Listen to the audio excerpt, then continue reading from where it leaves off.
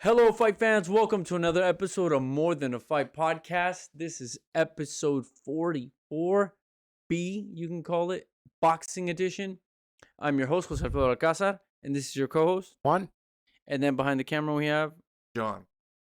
Okay, and we're going to kick this off with the fight of the night, which was Brandon Heartbreaker Figueroa against Mark Magnifico Magsayo.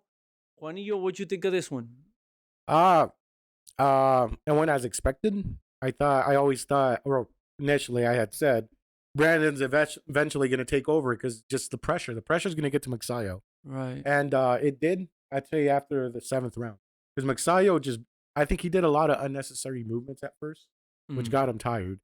But when he threw, it looked very pretty because he is fast, he is accurate, he hits hard, but it didn't stop Brandon. It wasn't enough to I'm not going to say not earn his respect. I'm sure he has his respect. He just didn't hurt him. Well, after the fight, so what do you think about the 2 points? Yeah, maybe. So Magsayo got subtracted the 2 points. Yeah. Penalized. That was for holding, right? Yeah, holding and hitting. Yeah, I was a little distracted. I was trying to watch this. I'm trying to remember the ref's name. Damn it. Yeah, no, Magsayo, when he landed, they looked very good. We could find the ref's name, but I doesn't can't matter remember off the top of my head. So this is CompuBox numbers. Doesn't it say the ref No. on here? No, it'll say it on the scorecard. I got the scorecard. Okay. Oh, okay. The scorecard will tell us then. Yeah, so Magsayo outlanded him by 3. Had a better landing percentage. Mm-hmm. Exactly, because that's what I saw. I felt Magsayo in the early rounds, without a shadow of a doubt, was boxing better, landing the cleaner punches.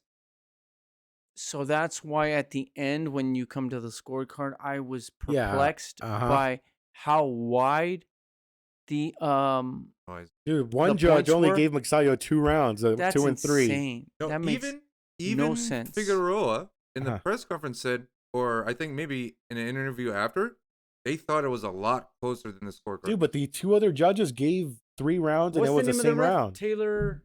Jeff Taylor, right? Yeah, Jeff Taylor. That's the okay. ref? Yeah, that's the Taylor. That's Jeff Taylor. That's it.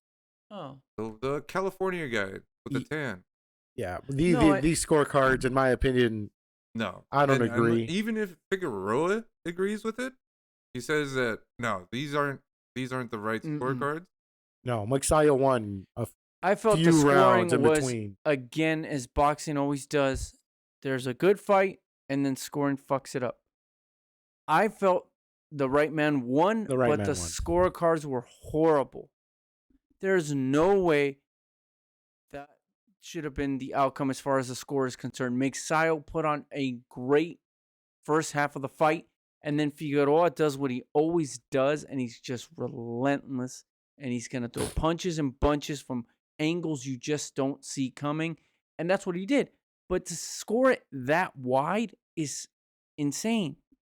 It's insane. And he goes There's to the body. no way it should have been that wide. It was disrespectful to Mark Magsayo and the effort he put in the way he boxed. Well, I think that's why you didn't even do an interview in the ring. I wouldn't have either. That was horrible. He still lost it. No, again, the right man won, but the scoring was horrible. And boxing does this where you take away from the result because the scoring was horrible. I wish it wouldn't have been that way. I wish it would have been a lot closer. And then we would have said, okay, that's fair. But Figueroa did what he always does, and he's just relentless. And Figueroa is like a conundrum. It's like, how do you fight that way and sustain it for 12 rounds when the other guy keeps hitting you? Brandon Figueroa is just crazy. He has a great chin. I'll tell you it's crazy how many punches that dude can take. Magsayo. No, his face was messed up. He got caught well. Yeah. You know? But I think Figueroa landed a lot more to the body, too, which actually helped at the end. Yeah. Probably slowed down Magsayo. So. And then we move on to the next fight on the card, which was... I was excited to see the return of Jarrett Hurd. We had a Jarrett Swift Hurd coming back after... Oh, it's been 2 years, I think. 16-month layoff? Almost 2 years. Something like that? Yeah. Against Nayarit's own Armando Resendiz. And the homie Juanillo right here, his parents are from Nayarit. El Toro? And Well, I think it's just Toro. Yeah, so I had never seen him fight. I was happy to see someone Yeah. from my home state fight. Yeah. And he didn't disappoint. Guayabitos, right, Juanillo? Yeah, Rincón Rincón de de Guayabitos. I've been there. But yeah, no, he looked great. I mean, he was relentless, man. He was like Figueroa, man. He was in there throwing from every angle. What's funny is in the beginning of the fight, me and Juanillo were both worried because we're like, hey, okay, he's doing good. But Jarrett Hurd's jab just kept landing. And it's not one of those pawing jabs. No, he hits hard. Jab. It's a power jab. And Resendiz just kept eating it. And I was like, oh, he's looking good. But eventually that jab's going to get to him or Hurd's going to land an uppercut. And Hurd landed several uppercuts. Yeah, some good uppercuts. And freaking Resendiz just kept taking him. No, the one uppercut he had in the second round. But so how does it finish? It finished by a TKO. Oh, that's from a right. cut in the mouth. Yeah, cut in the lip. A laceration, yeah. Nice up. No, there was not. Hurd definitely had his moments, man. Oh, no, hell yeah. No, it was a very good fight, I think. Oh, no, it was a very good, yeah. The tough part was that it was going on at the same time as the UFC event, so because we were all watching both. And yeah, so this was going over Shavkat's fight, which Yeah. is why I missed little parts of this one and little parts of the other one. I was trying to watch both, but yeah, because I was the one telling Juanillo what was happening at one point. But props to Resendiz. I mean, damn.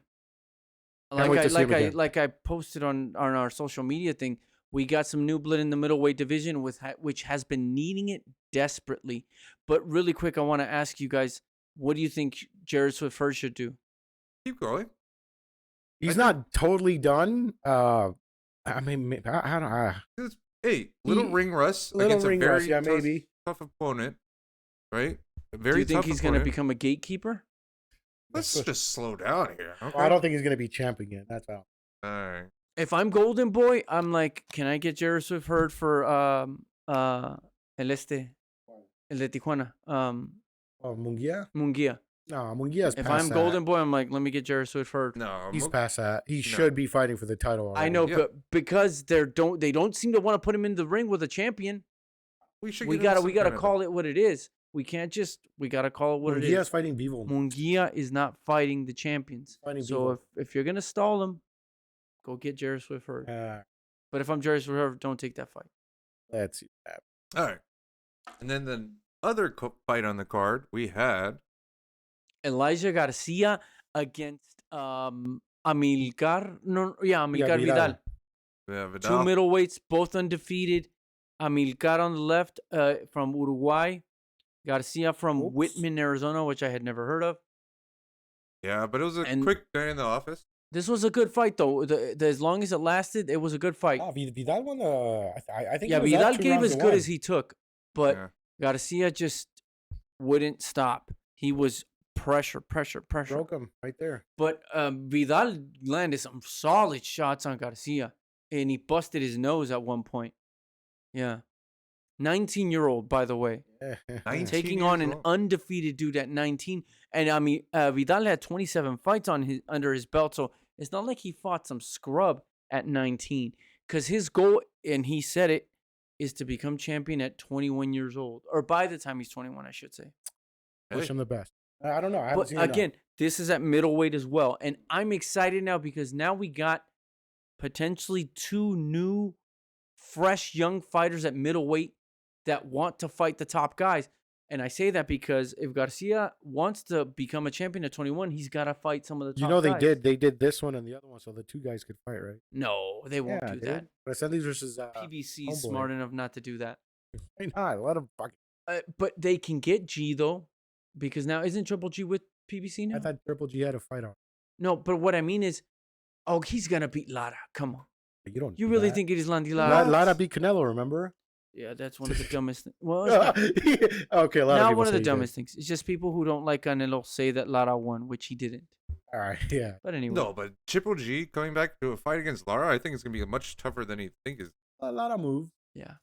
And then the DAZN stuff we're gonna cover on our on shorts and some of our TikTok content. Okay, so we are not ignoring the DAZN one. We're just gonna cover it on a different platform. Yeah, and then we'll move on to some news and notes. Yeah, because there's a lot. I mean, No, a good amount. Okay. The main one is, of course, Fulton and Inoue. Finally, it's official. We have a date, May 7th, Yes. which is a In Monday. Yokohama. Monday, right? I'm not sure. Sunday. They usually do It's Tuesday. going to be on so I think ESPN Plus Yeah. as a special Monday morning or Sunday morning event. Yeah, so 3 a.m., Yeah. 4 a.m. Wait, what? I don't Yes. know. Well, anyway, if it is a Sunday, that's better. Trust me, it's a Sunday. Canelo, so that's a hell of a weekend. Canelo's potential. Well, Yes, well, Canelo's that's- gonna fight on the 6th, which is a Saturday, and then we're gonna get this one on Sunday. No, you're 100% correct. That Canelo will be fighting the night before. And this then, is the fight of the weekend, not Canelo. yes. Not that I'm saying we're not gonna Bruh. watch the Canelo fight, but this is the one we're all gonna watch and should watch. Oh, I'll watch it whenever we. And props to Fulton because he's gunning for the top dude. You gotta admire what he's doing. Hey, Because he said, I want Inoue. They say that's the best guy. That's the guy I want. the monster. And he just beat Figueroa. And now you're going to go after Fulton. I'm sorry, the monster, like John said. Arguably be Beetle. Oh, yeah, you're right. But No, you. no, you're right. You're right. You No, can no, put no. it that And way. then you're talking anyway. Is a what? 4-weight class, unified. Oh, if he wins this one, yes. Mhm. He's 3 right now. 3 right now. And if Inoue beats Fulton, damn, that's one hell of a run for that dude. Bob Arum. And he's not is even like, 30. Anyways, like unbeatable. Ah, no. Bob Arum's going to say that. Yeah, no need to. But another thing I want to point out is props to the PBC for letting Fulton come over because he has to come over because Inoue is really the name. And obviously Fulton is going to get paid because he's going to Japan, and I hope he gets that I'm coming to your you ain't back- gonna risk your titles and go to their backyard, backyard paycheck. not to get paid. So I'm super excited for that one. And I think, I mean, if we look at the year boxing has had thus far, it's had a great run. Been great. And it's only gonna get better. Apparently, I mean, it's gonna get good in September and months upcoming. Well, even this month, we still have a couple fights this month. The March isn't even over yet, and we're still gonna get Caleb Plant versus Benavides, and on that same undercard. Take it for what it is, but we showed on the ones we touched on that Joey Spencer against Ramos could be a great fight as well. Be good, yeah. And yeah, this is some of the fights we've Some seen of the fights already we've seen already, yes. in just this year. Look at that. I mean, I think fight of the year out of all these has been Nettie and Hovhannissian. I don't know what you guys think. I kind of want to say that too, but Serrano Cruz. I mean, Cruz. Yeah, that's true. Fought till the end, man. She had no quit in her, and she was fucking getting tagged. Yeah, no, there's been great fights, and even Saturday we saw another very good fight with Figueroa and Mark Magsayo, and then the undercard was very good as well. So let's keep it going. It's been great. The word is Lomachenko-Haney's going to be on the May 20th. It's not official, but I don't see why that's not going to happen. Hey, and add to the calendar. hey, Jake Paul, Tommy Fury 2 in July. Oh, let's go. Mayweather has July, another right? exhibition lined up, Alfredo. I know Okay, you're you know what? excited for that. Actually, I actually want to see that because I think if I'm Tommy Fury, I don't take that fight because I'm probably gonna lose. That's my hot take. No, wouldn't let even him take it. He's take gonna it get and paid. get paid. Oh no, he's Yeah. gonna get paid, Fuck it, but he's also dude. gonna get embarrassed. By Jake Paul? Yes, Oh, you sure he's gonna get embarrassed this time? yes. All right. I'm not saying nothing. I ain't predicting that fight at all. I have Okay. to see him training. Let's see. He says Yeah. he was hurt. He's gonna change camp. Oh yeah, then He's was leaving sick his too, trainer? no? I He's thought he Going was to sick Big too. Bear. He was sick for 4 weeks. Thank he said. God, I'm gonna go to Big Bear. Going Leaving up to Puerto Big Rico. Bear. Yeah. All right. Anything else, boys? That's it, I think. What should they do? Like, comment, subscribe, and we will see And you check soon. out our other social media Oh, yeah, sites. we have everything. So, All right. just bleed. Just bleed.